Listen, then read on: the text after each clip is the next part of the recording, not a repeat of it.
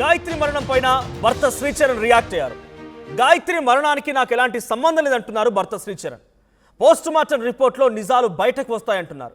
మేమిద్దరం ఇష్టపడి పెళ్లి చేసుకున్నాం. ఒకరిపై ఒకరికి ఇష్టం లేకుంటే మా మధ్య గొడవలు జరిగితే ముస్సోరిలో ఎందుకు వెళ్తాం, అక్కడికి ట్రిప్ ఎందుకు ప్లాన్ చేస్తామన్నట్టుగా శ్రీచరణ్ క్వశ్చన్ చేస్తున్నారు. హోటల్ ప్యాకేజీలో భాగంగానే మద్యం సప్లై చేశారు. గాయత్రి పేరెంట్స్ బాధలో నా మీద ఏదో రకమైనటువంటి ఆరోపణలు చేస్తున్నారు, అనుమానాలు వ్యక్తం చేస్తున్నారు.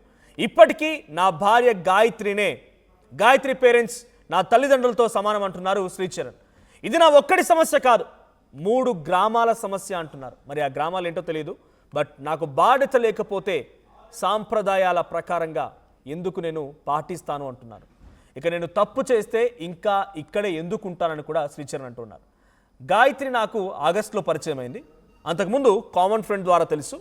ఇక పెళ్లి చేసుకుందాం అనుకున్నాం, పేరెంట్స్కు కూడా చెప్పాం.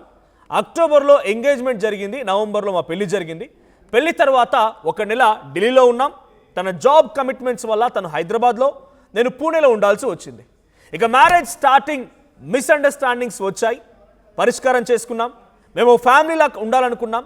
నేను ఢిల్లీ వెళ్ళిపోయిన తర్వాత ఆషాఢ మాసం వస్తుంది, మనం ఒక ట్రిప్ వెళ్దామని చెప్పి నేను భార్యకు చెప్పాను అని శ్రీచరణ్ అంటున్నారు.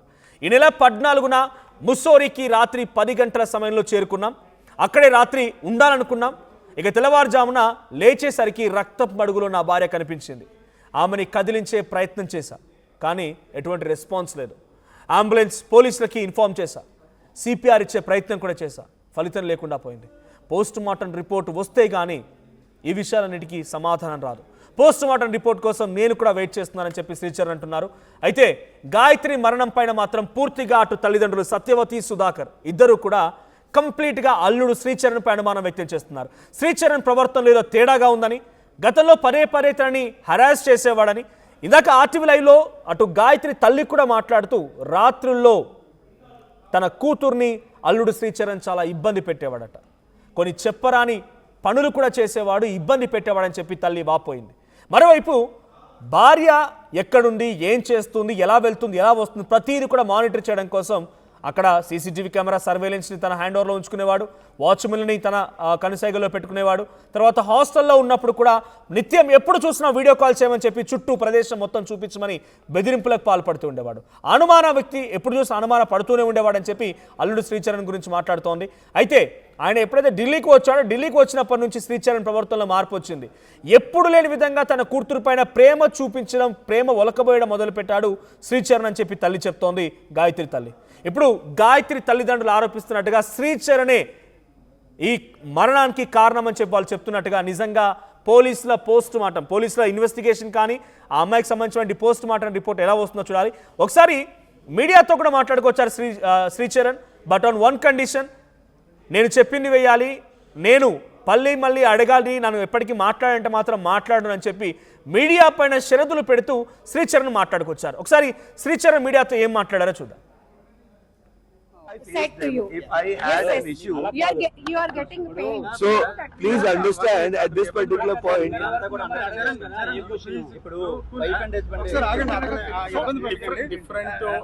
ఇబ్బంది పెట్టకండి, కొద్ది కూల్ గా ఉండండి, ఒక్క నిమిషం ఆగండి. Please, Charan, you be cool. You want any water? Okay, don't feel you are like. At this particular point, all I want is some peace and quiet for my family. And at this particular point, all that I can request you guys also, which I have requested Gayatri's parents as well, to wait till the report comes from the police, and after that, whatsoever they want to do with me, I am ready to give in. Okay? What exactly Mussoorie police said to you at the time? I am unable to state that right now because I'm not in a position, neither in a state to state that right now. Sorry. Love marriage arrange marriage? మాది arranged marriage అండి. Arrange marriage అయ్యేటప్పుడు మీ భార్య bag లో GPS tracker అన్నీ కూడా పెట్టాల్సిన అవసరం ఏముంది? ఎక్కడికి వెళ్ళిన వీడియో కాల్ మీరు పెట్టారా జీపీఎస్ ట్రాకర్? ఆ ట్రాకర్ గురించి నాకు తెలిసినంత మటుకు ఏంటంటే వాళ్ళ ఆఫీస్ లో తనకు ఆ బ్యాగ్ లో ట్రాకర్ దొరికింది. ఆ దొరికిన వెంటనే నేను నా కార్యచర్యలు వదిలేసి పూణే నుంచి నేను ట్రావెల్ చేసి హైదరాబాద్కి వెళ్ళి నా చేతపడిన సహాయం పెద్దాల ఎల్డర్స్ ఎవరైతే ఉంటారో వాళ్ళ యొక్క డెసిషన్ బేసిస్ మీద అక్కడ ఏం చేయొచ్చు అన్నది చేశాము. We try to lodge a complaint as well and office and etcetera all of those things came in to picture. And at the end of the day, what has happened has happened. Currently I am just happy that she was safe till that particular point, but right now I am really in a lot of grief that this kind of situation has occurred right now. So I hope you guys understand and leave me alone. Can you understand and leave me alone? We will understand your doubt చేస్తున్నారు అని వాళ్ళ parents చెప్తున్నారు. Only one last question please, I can't take any more questions. వాళ్ళ parents కాదు, మీరు ఏం అడుగుతారో ఒకే ప్రశ్న అతను అడగండి. అతను మొత్తం ఒకసారి ఏంటి అడుగుదాం అనుకుంటున్నా, ఒక్క నిమిషం అలా కాదు, ఒకసారి వినండి. Lead these నేను ఒకసారి చరణ్ ఒకసారి వినండి. మనం ఇలా అడుగుదాం, మొదట అక్కడ ఇన్సిడెంట్ ఏం జరిగింది అంటే టోటల్ ఎలిగేషన్స్ ఒకటి కూడా చరణ్ అన్నింటినీ ఏంటంటే, టోటల్ గా చెప్పండి మీరు సింపుల్ గా. గాయత్రి భక్తులు అని కూడా చెప్పారు. అమ్మాయికి మ్యారేజ్ అయినప్పుడు కూడా గాయత్రి అని ఒక అదృష్టంగా అట్లా ఫీల్ అయ్యారు. మొత్తం చెప్పండి. ఒక ఓవరాల్ గా అసలు ఏం మీరు జరిగింది? ఎక్కువ స్ట్రెయిన్ అవ్వకండి, కూల్ గా ఉండండి. మేము ఇబ్బంది మీకు పెట్టాం. ఏముందండి, ఆగస్ట్లో పరిచయం అయింది, జూలై ఆగస్ట్లో. దానికి ముందు కామన్ ఫ్రెండ్ ద్వారా తెలుసు. మ్యారేజ్లో కలిసాము, తర్వాత జూలై ఆగస్ట్లో పెళ్లి చేసుకుందాం అనుకున్నాము. మా పెద్దవాళ్ళకి చెప్పాము, పెద్దవాళ్ళు పెళ్లి చేసుకొని వాళ్ళు వచ్చారు ఇక్కడికి, అందరూ కూర్చొని మాట్లాడుకున్నారు. అందరూ అన్ని బాగున్నాయి అన్నాక అక్టోబర్లో ఎంగేజ్మెంట్, నవంబర్లో మ్యారేజ్ అయింది. తర్వాత 1 month మేము ఢిల్లీలో ఉన్నాం కూడాను. కాకపోతే తన జాబ్ కమిట్మెంట్స్ వల్ల తను హైదరాబాద్లో, నేను పూణేలో ఉండాల్సి వచ్చేది. డిస్టెన్స్ ఉండేది. కొన్ని స్టార్టింగ్ మ్యారేజ్ స్టార్టింగ్లో ఉంటే మిస్అండర్స్టాండింగ్స్ చిన్న చిత్కా ఉండేవి, తూతూ మేమేలు ఉండేవి. బట్ ఓసారి అవన్నీ రిజాల్వ్ చేసుకున్నాం. మేము కలిసికట్టుగా ఉన్నాము. ఫిబ్రవరి అయ్యింది, తను ఢిల్లీ వచ్చింది. దాని తర్వాత మా డాడీ బర్త్డే అనేసి మేము ఢిల్లీ వెళ్ళాము. మేము చక్కగా బయటికి కూడా తిరగడానికి వెళ్ళాము. We were so happy couple at that particular point. And we were at that particular point we were trying to get a family together, and we were trying to expand our family, do the marriage things. And June వచ్చేసరికి ఇంకా I was supposed to be in a state where I could work from home freely, and I was moving back to Delhi. And at that particular point, when I went back to Delhi, she said ki Ashadha Masam etc, and I would move back to my home, so shall we go on a trip? I said definitely yes. We went on a trip before weekend itself, a short trip, one nighter. And then the second time we were like, okay, now let's have a 3-day trip. It was my birthday as well, so we started on 13th from Delhi to Rishikesh. It was quite late, so we could not do anything on that day. Then we on 14th we did a few activities. Initially we went to Ganga, we sprinkled some water, did some namaste, and we had a breakfast, and then we went to river rafting. Post that she requested that we go for bungee jumping, and we went for bungee jumping as well. And post that we had some food in some cafe, and then we started to move back to Mussoorie. And as soon as we reached Mussoorie at somewhere around 11:30 at night on 14th of June, and we stayed there the night. We slept at around 3:30 or something, and when I woke up she was lying on me with blood in her nose, and that was somewhere around 6:30 in the morning, 15th May, so 15th June. And as soon as I checked her out, I checked her up that if she's fine, but she was not responding. So I flipped her over, sat her up, and tried to wake her up by hitting on her back or something like that, rubbed her back, etc. And there was no motion in her. And as soon as I tried to grab her up, she started slipping off the bed and she fell down. And I again checked down if there was any motion kind of, and I tried calling ambulance as such. And as soon as I tried calling ambulance and police as well, because ambulance number was not out. The hotel staff came up, and they also tried calling the ambulance. And as soon as the ambulance person came, he tried giving CPR to her, but it was of no use, and it was declared not well, and it was declared that she was dead. So initially when the ambulance guy came as well, I was along with him, the home guard also came over there, and I did not allow the home guard to enter the premises. Ambulance guy is a paramedic, he has all the rights to, but a home guard was not allowed by me to enter inside because I had to cover her up.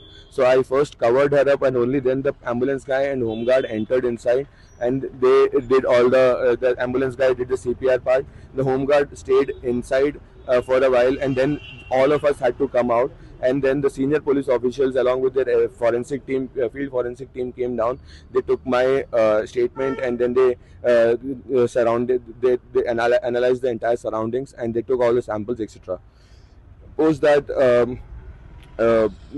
as per the procedure, everything has went up. I had informed my parents, their parents, and their parents came up. My parents came up as well, and the next day, postmortem and everything happened. But we are still waiting for the reports, etc. And the reports have to come for us to understand what the cause of death was, and that is along with that, the rest of the entire summary of the case will be coming to you guys. It will be public very soon, as soon as the government of Uttarakhand, the police of Uttarakhand will avail that. And that is everything that I can provide to you right now. Is there anything else that you would wanna ask? మరి ఇంతలా ఉంటే వాళ్ళ parents Charan గారు Sorry, ఆమెకి ఏమైనా health Previously any issues health not much as I know of. Encourage చేస్తున్నారు. మీరు అనుమానం వ్యక్తం చేయడం, ఒక సైకోలా బిహేవ్ తను కూడా చేయడం, ఈసారి ఇలా వయసు చెప్పి వచ్చిన ఎట్లా తర్వాత ఇక్కడే అంటున్నారు? ఉండిపోవాలి అనుకుంది. అంతలా ఎందుకు మీరు ఇంత హ్యాపీగా ఉన్నప్పుడు అసలు దీనికి సంబంధించి మీరు చాలా హ్యాపీగా ఉంటున్నారని చెప్పిన తర్వాత కూడా One question, please. ఓకే, దీని అందరికీ ఒకటే ఆన్సర్ చెప్పండి, పర్వాలేదు. See, okay, answer చెప్తాను. If we were not happy, would we go on a trip? Would we? No. No, right? అన్నాక ఆటోమేటిక్ గా వెళ్తారు కదా. Exactly. Huh? భార్య భర్తలు అన్నాక ఆటోమేటిక్ గా వీటికి వెళ్తూ ఉంటారు కదా. హ్యాపీగా ఉన్నప్పుడే కదండి ట్రిప్కి వెళ్తాం. Okay So that clears all of your questions. Okay, nice. Now, their parents and us, we are in great grievances right now. You guys should be sorry of what has happened to her and to all of us as family. She was a single child for her family. They lost her. 27-year-old Anubandham Valladi. Would they be if they were not that way, that would be the questionable thing. But they are doing what they have to in the form of grief. That is everything I can say at this particular point. They are grieved, and I am grieved as well. If you understand this thing as a part of media, it would be really helpful for us, and it would be really grateful for everyone to let us alone and let us finish all the formalities, wait for the police to give their information, and only then take any formal or any kind of a decision whatsoever is going on in the media. I am not even aware of what's going on in the media, but as far as I've heard it from the people, it is really turning out to be uglier and ugliest, because they are putting out fake news out there. Not I don't know which news channels, but many news channels have put out a lot of fake news. Please stop it, because you are harassing the reputation of not only 2 families but approximately 3 villages. She was the daughter of 3 villages. She was loved by a lot of people. She was loved by me. I could do whatsoever I did whatsoever she asked for, ever and ever, and that's how I wanted to live my life with her. I loved her that much. Everyone loved her that much. Her loss is a very big shocker for all of us. I hope you guys understand that. Charan గారు ఒకసారి Inka, I can't take any other questions. I'm sorry. ఒకసారి ఆవిడ చెప్పింది I'm కదా, sorry, sir. మీరు చెప్పింది కదా, మీ గురించి చెప్పారు కొన్ని.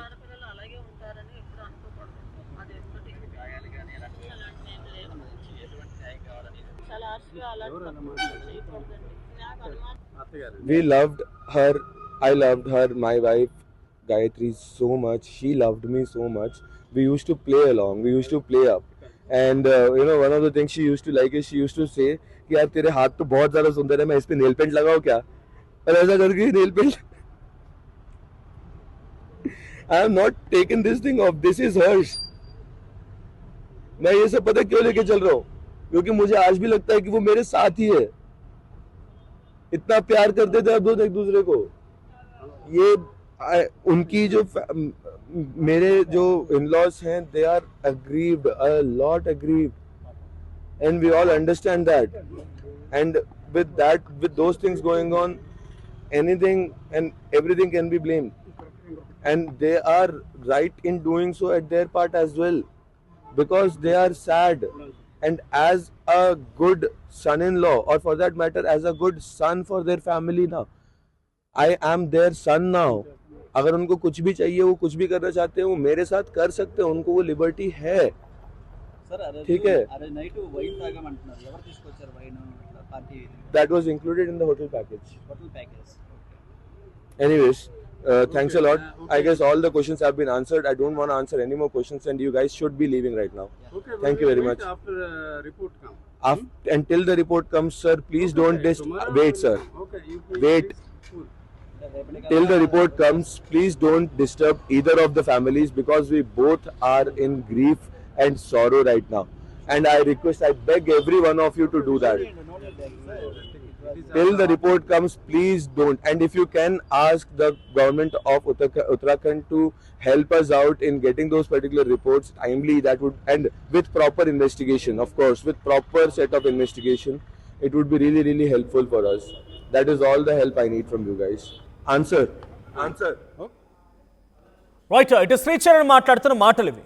నాకేం తెలియదు, నేను తనని చాలా ఎక్కువగా ప్రేమించాను. మేము ఒక దగ్గర చూసుకున్నాం, మ్యూచువల్ ఫ్రెండ్ ద్వారా కలుసుకున్నాం, తర్వాత పెద్దలకు చెప్పాం, పెళ్లి చేసుకున్నాం. నవంబర్లో పెళ్ళయింది. తను ఉద్యోగరీత్యా హైదరాబాద్ ఉండాల్సి వచ్చింది, నేను పూణేలో ఉన్నాను. తర్వాత అక్కడ ట్రాన్స్ఫర్ అయిపోయారు. నేను కూడా రీసెంట్గా ఢిల్లీకి వెళ్ళిపోయాను. మేము చాలా బాగానే ఉన్నాం, మాకంతా బాగానే ఉంది, ఎటువంటి ఇబ్బంది ఏం లేదు. ట్రాకర్ విషయంలో కూడా నాకు ఈ విషయం తెలియగానే, నాకు అదంతో సంబంధం నేను పెట్టలేదు. నాకు ఆ విషయం తెలియగానే హుటాహుట్న హైదరాబాద్ చేరుకున్నాను. ఏం జరిగిందని చెప్పి నేను తనని ఎంక్వైరీ చేశాను. తర్వాత నేను తనని ఎప్పుడు చూసినా ఒక అమితమైన ప్రేమగానే చూసాను, నా భార్యగా, కానీ ఎప్పుడు తప్పుపట్టలేదని చెప్పినట్టుగా అంటున్నారు. మ్యూచువల్ కొంత డిస్టర్బెన్స్ ఉండేది స్టార్టింగ్లో చెప్తూ ఉన్నారు. సో ఇప్పుడు పోస్ట్ మార్టం రిపోర్ట్ రావాలి, పోలీస్ ఫేర్ ఇన్వెస్టిగేషన్ జరగాలి, ప్రాపర్ ఇన్వెస్టిగేషన్ జరగాలని శ్రీచరణ్ అంటున్నారు. ఇక ఆయన అడిషనల్ క్వశ్చన్స్, అటు తల్లిదండ్రులు ఆరోపిస్తున్న క్వశ్చన్స్కి సమాధానం చెప్పడానికి శ్రీచరణ్ ఇష్టపడడం లేదు. ఆయన సమాధానం చెప్పనని కూడా వారు అక్కడితోనే కంట్రోల్ చేశారు, అక్కడి నుంచి వెళ్ళిపోయారు. ఇక నెక్స్ట్ ఇటు హైదరాబాద్లో కూడా తను పనిచేసింది కాబట్టి హైదరాబాద్లో తనతో పాటుగా పనిచేసిన ఫ్రెండ్స్, తనతో పాటుగా ఉన్న ఫ్రెండ్స్ హైదరాబాద్లో మీడియా సమావేశం ఏర్పాటు చేస్తారు. ఆర్టీవీతో కూడా ఎక్స్క్లూజివ్గా మాట్లాడుకొచ్చారు. గాయత్రి ఫ్రెండ్స్ ఏం మాట్లాడారు హైదరాబాద్లో తనతో పాటుగా ఉన్నవాళ్ళు, ఒకసారి వారు మాట్లాడడం విందాం.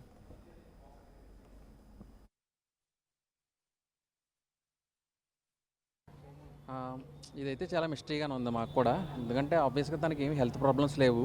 సడన్గా అవుట్ ఆఫ్ సడన్ అక్కడ వెళ్ళిన తర్వాత ముక్కులోంచి బ్లడ్ వచ్చిందని చెప్పడం వాళ్ళ హస్బెండ్, అండ్ అక్కడ కాన్సిక్వెన్స్ అవి చూస్తే మాకు సస్పిషియస్గానే ఉంది.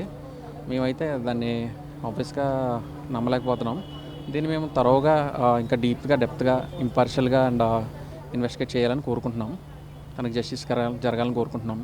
Because she's a cool person and also సైకలాజికల్గా చాలా స్ట్రాంగ్ పర్సన్. ఆమె ఆఫీస్లో కూడా చాలా జోబేలు ఉండి అందరితో ఫ్రెండ్లీగా ఉండి అన్న అన్న అన్న అంటూ చాలా ఫ్రెండ్లీగా ఉంటుంది. తను 2 years నుంచి మాకు పరిచయం. తను మ్యారేజ్ అయిన తర్వాతే చాలా డిస్టర్బ్ అయింది తను. ఎందుకని ఆలోచిస్తే ఇక్కడ హస్బెండ్ అనే అతను కొంచెం చాలా అనుమానాలు వ్యక్తం చేస్తూ ఇన్సెక్యూర్గా ఉంటూ ఫ్రెండ్స్తో మాట్లాడినా లేకపోతే పబ్లిక్ ట్రాన్స్పోర్ట్లో వెళ్ళినా అన్ని ఎవిడెన్సెస్లు కావాలని అనుకునేవాడు తను.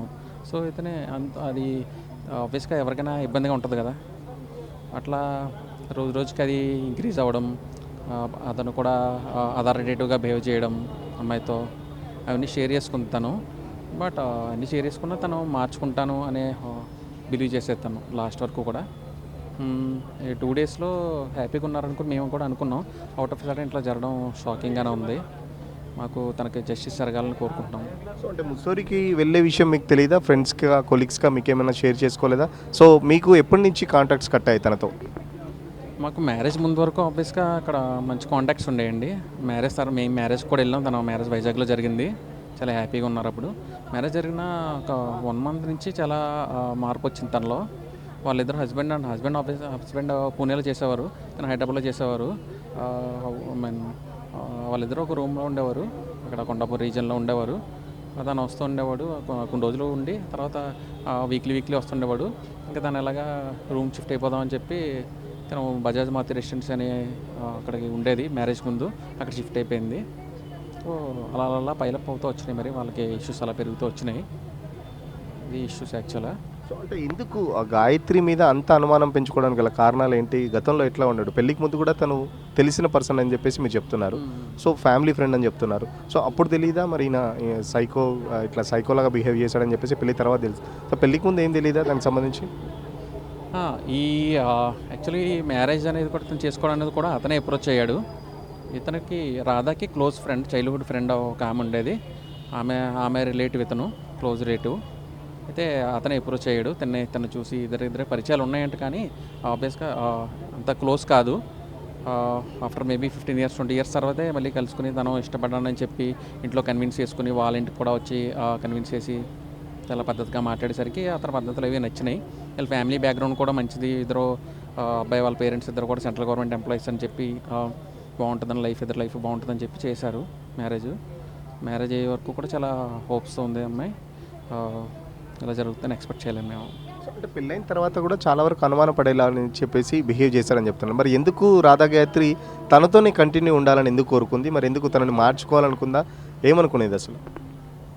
అవునండి, ఎందుకంటే యాక్చువల్గా తనే సైకలాజికల్గా చదివింది అండ్ సైకాలజిస్ట్ కూడా, కాబట్టి తన కేసుని తను టేకప్ చేయాలనుకుందో ఏంటో మరి తెలియదు, కానీ ఆబ్వియస్గా తన నుంచి స్ట్రగుల్ అయినా కానీ దాని నుంచి బయటికి రావాలని అనుకుంది.